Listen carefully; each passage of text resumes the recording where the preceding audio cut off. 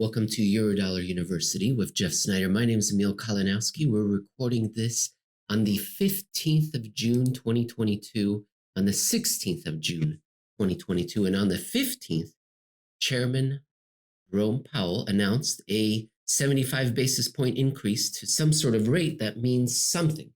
And I'm going to read to Jeff the press conference transcript that Jerome Powell gave, and Jeff's going to react live to it. This is a short transcript, 5 pages. I'm not going to read all of it, but it's very tight in that it attacks 4 key messages: an overarching message, then addresses overall economic activity, the labor market, inflation, and then one more message regarding why the big increase, the 75 basis point increase. And that'll be it. And then we'll get your opinion. Jeff, does that sound good?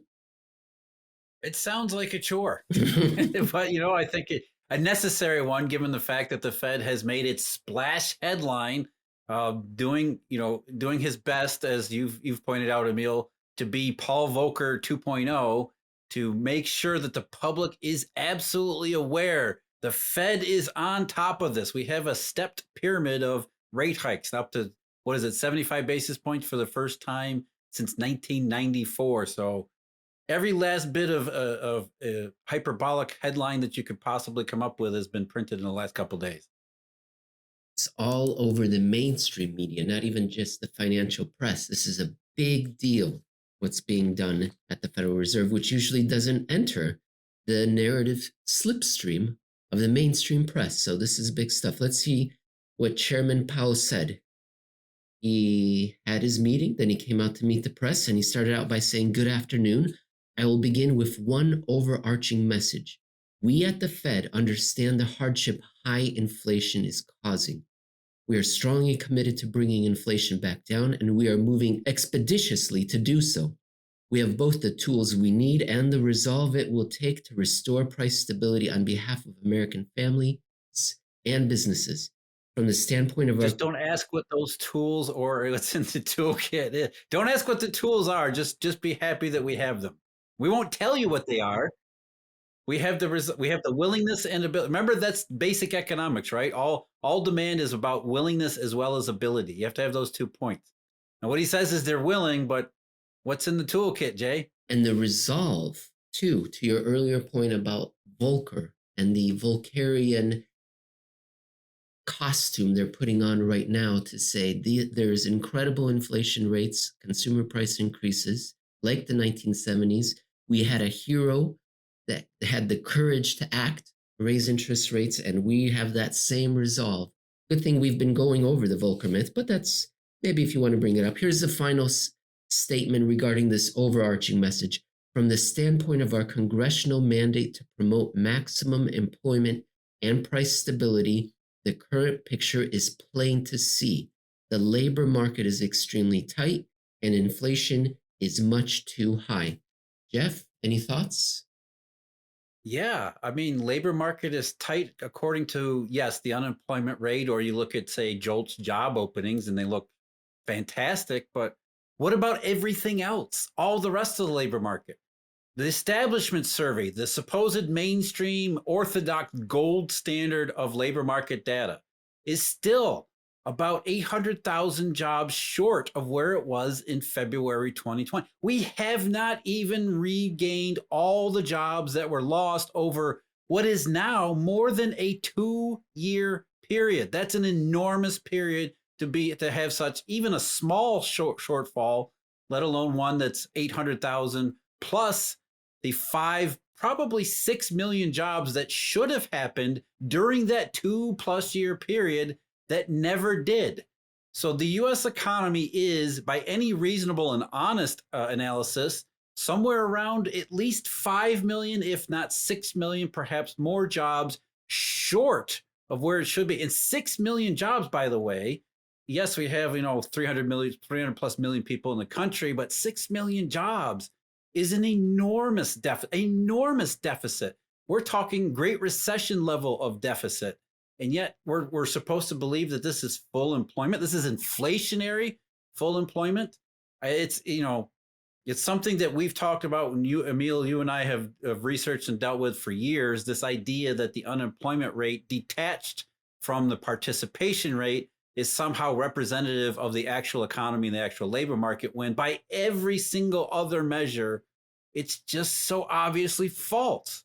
You can look at the unemployment rate and be happy about it, but we never want to use one single number. You never want to focus on one single thing. And if it's not corroborated by a wide variety of other statistics, markets, whatever data, then you have to be suspicious and skeptical. And to make such a conclusive determination based on that one thing is irresponsible at best, and I think more likely disingenuous. You're being generous with the 5 to 6 million. Well, that too, but the 5 to 6 million shortfall in jobs that we are short as of right now. In some of your writings at the Alhambra Investments blog post, you have a chart where you show that had there been no recession, or had there been a recession and we were still growing in the way we did since the Second World War, whereby the recession happened and then we bounced back to the pre-existing trend, we would have made up all the ground lost plus what would have happened had there been no recession. Milton Friedman's plucking model, which we've discussed in previous shows. That 5 to 6 million number sounds like a lot, Jeff, but you weren't using growth rates that were rip-roaring and so healthy. You were using growth rates, I believe, the previous 18 months leading up to the COVID crisis, and then 2017, 2018, lousy economic growth rates. We have not made up the ground due to COVID or caught up to the lousy economy rate of growth that occurred before COVID. That's how far off we are. That's how lost we've become, right? Because we're not even talking about making up the ground still left to be made up from 2008. That's so far in the past, it's almost like, hey, it's forgotten times, even though that does matter to this day. So what we're saying is, in Jay Powell's opening argument about the labor market, it doesn't pass any of the smell tests that we have. First of all, we haven't even recovered from the latest malodorous economic climate in 2020. We haven't even got there, let alone back to where we would be on the as you said, the 2019 or 2017 trajectory, the prior trajectory. We haven't even come close to that, let alone anything more substantial and significant. You know, I keep going back to what Janet Yellen said in 2014. To me, Janet Yellen has been the best of the all prior Federal Reserve chairman, because at least on occasion, she would let some honesty slip. And on this particular occasion in 2014, she said, you know, we keep looking at the unemployment rate and it's looking really good, but we have this participation problem. We've offered some kind of explanations for it, but you know, deep down, I'm paraphrasing, of course, but deep down, she was worried that maybe this participation problem represented what she called hidden slack. And you can't be at full employment if you have hidden slack.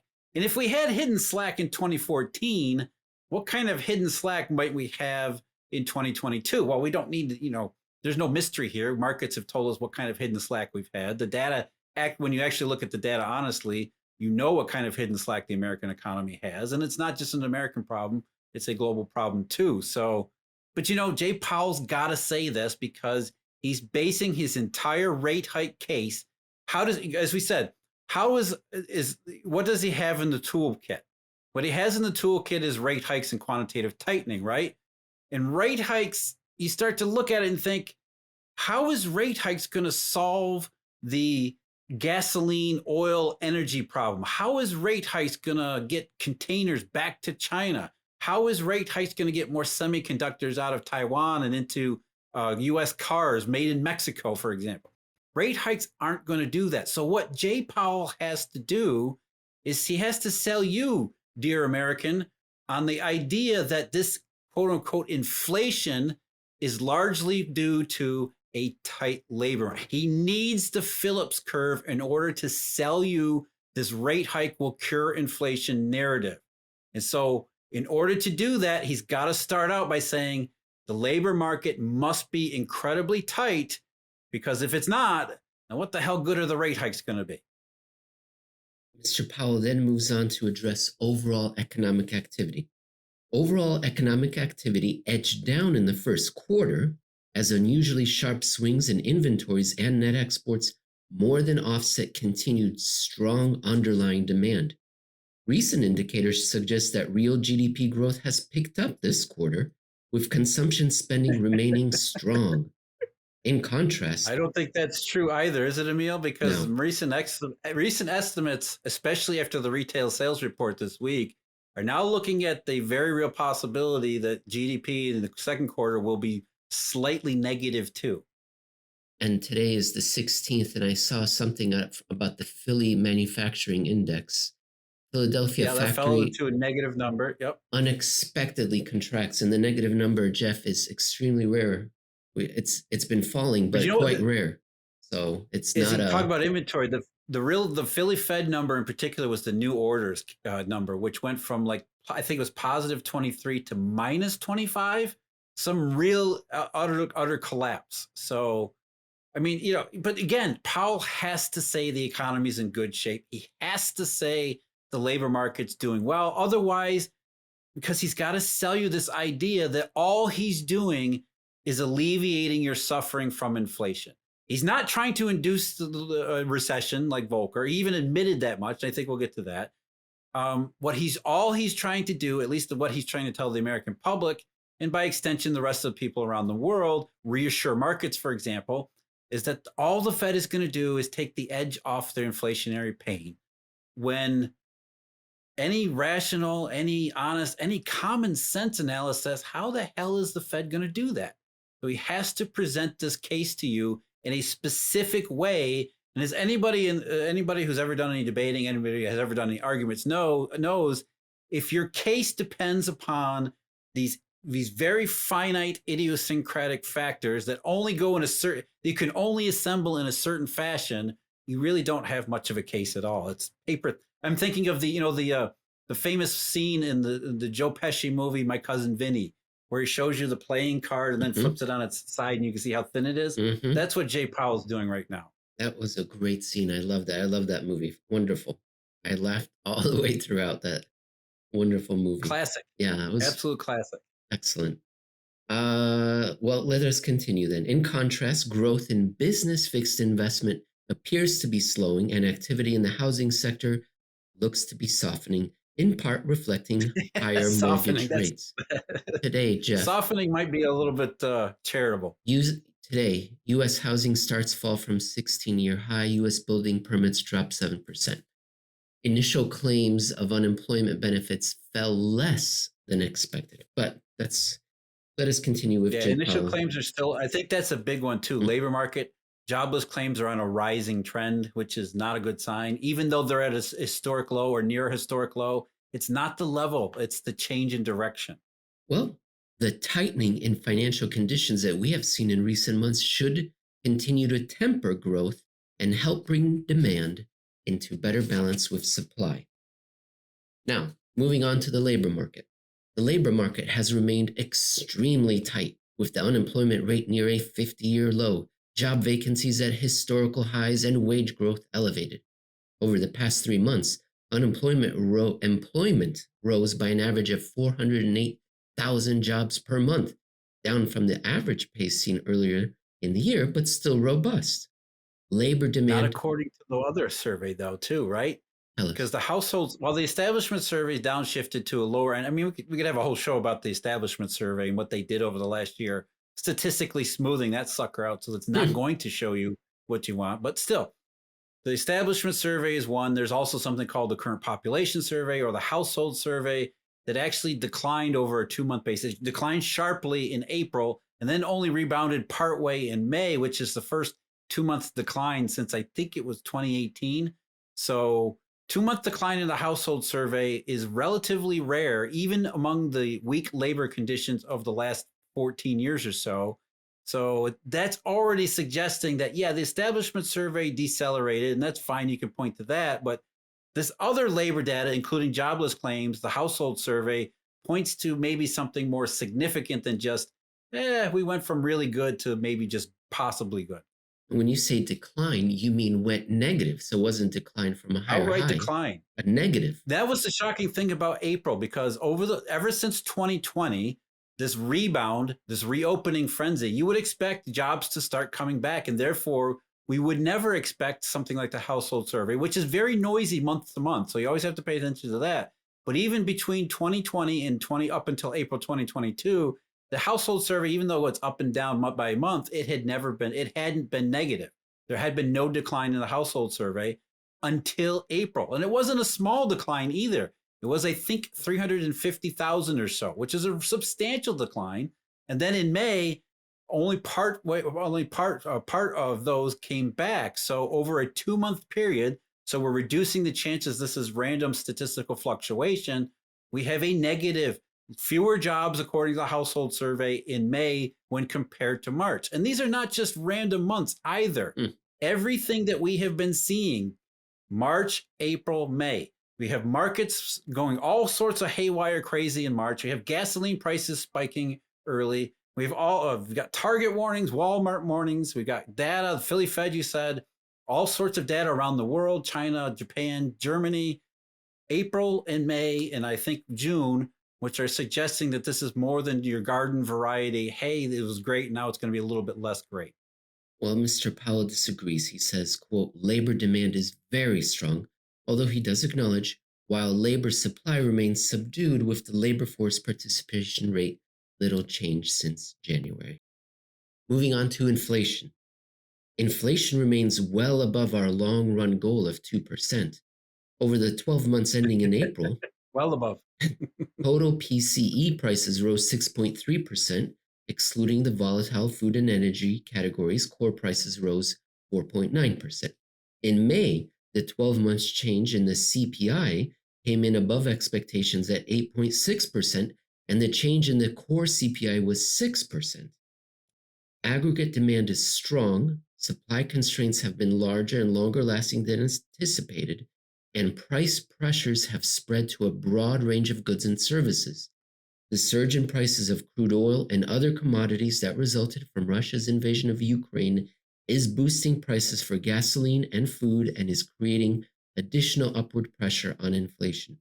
And COVID-related lockdowns in China are likely to exacerbate supply chain disruptions. FOMC... Except that part isn't happening, though. We see that in container rates where reopening China was supposed to lead to a surge, a rush of ships going into the Chinese East Asia routes, and it didn't happen. And it looks like that demand, even for that previously robust segment, is actually falling off too. And when did it start falling off? When did these container rates from China East Asia route to U.S. West Coast start declining? March, April, May. Something happened in March. We know what happened in March, but something big changed in the U.S. economy, and it wasn't rate hikes. Well, let's see. What the big thing was, of course, the war started with Russia and Ukraine towards the end of February. But it just seemed like the U.S. economy and the world economy slipped down faster. The rate of decline, the slope, the increase, and it's just an acceleration. It's exactly what the markets have been predicting ever since last year. We have an economy that never actually recovered in the United States or elsewhere around the world. Elsewhere around the world is worse off than the U.S. The U.S. at least had the appearance of recovery for a while. But what markets were saying with flattening curves and then inverted curves along the way is that the probability that, for example, gasoline prices were going to go too high and trigger, as you said, Emil, a more adverse reaction than before. That's what the markets have been predicting all along. They said the probability was rising that something would go too far and trigger an outright shock, a recession shock, a backlash across the economy that would then lead to an outright economic contraction across a wide variety of the economic landscape, not just in the US, but all over the world. So that's what we've seen. We saw that in early March with that spike in oil prices, therefore gasoline prices, and they have not come down, which, let's take the word of Target. Target said consumer spending changed. Something happened. So the markets were predicting the high probability that something would happen and it would lead to this eventual outcome. Now, Jay Powell can say the economy's fine all he wants because he has to say these things. He has to sell you on that case. Otherwise, it all just kind of falls apart. And the markets were increasing their bet and certainty that something would happen, ratcheting up the concern they had. It started in February 2021. Then they put a few more chips into the middle of the table in May, a few more in October, more in December, and in March they put even more. So they are confidently betting one direction, escalating their bet that we are heading towards a recession or a financial crisis, something concerning, something bad. And they've known or it both. since February. Yes. And that's the Last thing. year, All these February. people, yeah, the people who like to dismiss these signals for Eurodollar future example and say, well, that's just people hedging. What? Like, well, yes, that's the point. And as we've said before numerous times, when you see something like the Eurodollar futures curve, it takes enormous pressure to move that out of an upward sloping shape, and even more pressure, even more hedging demand, and not just hedging demand, but unwillingness of other people in the market to take the opposite side of that position. When the yield curve or the Eurodollar futures curve inverts, what that says is consensus opinion in this massive marketplace is on the need to hedge. And what if you feel the need to hedge, that's something you dismiss and say, oh, they're just hedging. Why are they hedging? What are they hedging for? And why is this enormous market agreeing with the fact that there is this requirement to hedge? And as you said, Emil, it's only gotten bigger and bigger and bigger, louder and louder and louder over time. So again, Janet Yellen last week said she doesn't see anything about recession. Jay Powell says, I don't see it either. No slowdown. There's nothing to indicate recession except the entire damn marketplace. This is the last main point. This is the last point that Powell makes. Let me read it. And it's now addressing why did they increase rates so fast, so much, such a big increase. Coming out of our last meeting in May, there was a broad sense on the committee that a 0.5 percentage point increase in the target range should be considered at this meeting if economic and financial conditions evolved in line with expectations. We also stated that we were highly attentive to inflation risks and that we would be nimble in responding to incoming data and the evolving outlook. Since then, the meeting, inflation has again surprised to the upside.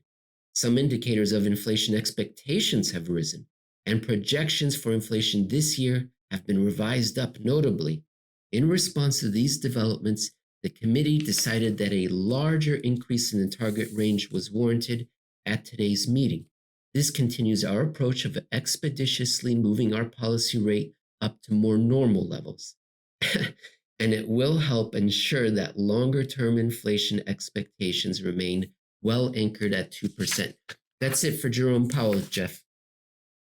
Yeah, and I think the last part is important because he's basically admitted the Fed is wedded to the oil price, because that's really what's going on. That's really what, as I broke down in the CPI over the last 4 months between January and May, including May, 40% was due to just gasoline in the CPI bucket. So what he's basically saying is that we got surprised by gasoline. We're going to hike rates, not based on the economy, but based on how the oil price manufactures these incredibly distressful headlines for politicians. So the more gasoline is stubborn, the more the Fed has to continue its rate hikes, at least until, as the market's betting, the recessionary developments become too much to ignore, and then you'll see the Fed reverse course and go back down to some level afterwards. In yestergeneration, oil prices increasing at such a rate would suggest the economy was doing very well. It was healthy. It needed energy to consume, to build, to manufacture. And therefore, you could use oil prices as a proxy. It was in the inflation rate.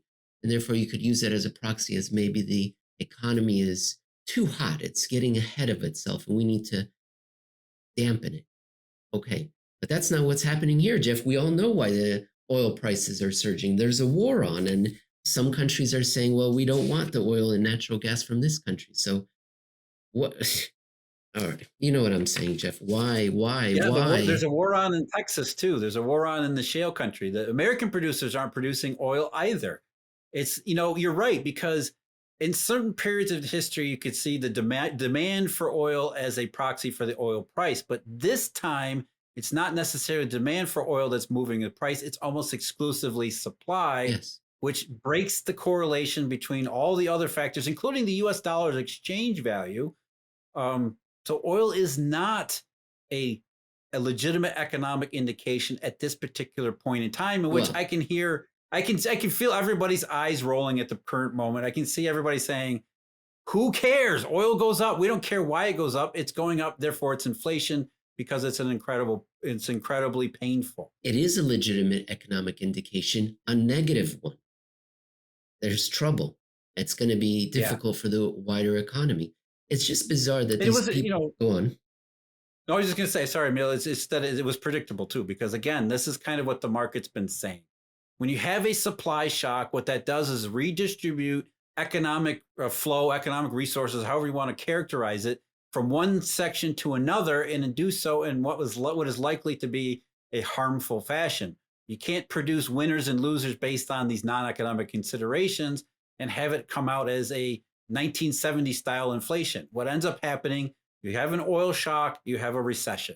Those two things kind of go together. And the market has been pricing ever since last year oil shock, negative conditions in the monetary system, collateral shortage, all these things, put them together. What do you get? You get a high probability that what we're seeing right now is going to happen, including the Fed doing its best to do the wrong thing. I don't understand. They're so highly credentialed, so well credentialed. Why do they depend on these single variables that are used to explain or to remain constant, right? If the unemployment rate is low, that's a good thing always. No, the context has changed. Back then, it was a good sign. The labor force participation rate was increasing. A low unemployment rate suggested great things for the economy. Now, the opposite with the labor force participation rate. The context has changed. Same thing with oil. The Fed even has a wonderful model. I believe it's the New York Fed, where they break down oil prices by demand and supply. Their model is saying this is supply driven. All right, we're beating a You know horse the answer, deadly. though. The answer is narrative based economics. They have a narrative they need to sell you, and then they reverse engineer the evidence for that narrative.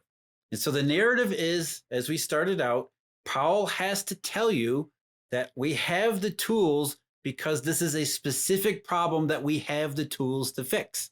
And that specific problem is a tight labor market. Therefore, Phillips curve, we can fix the inflation problem, but only if you believe the economy is as the Phillips curve must make it.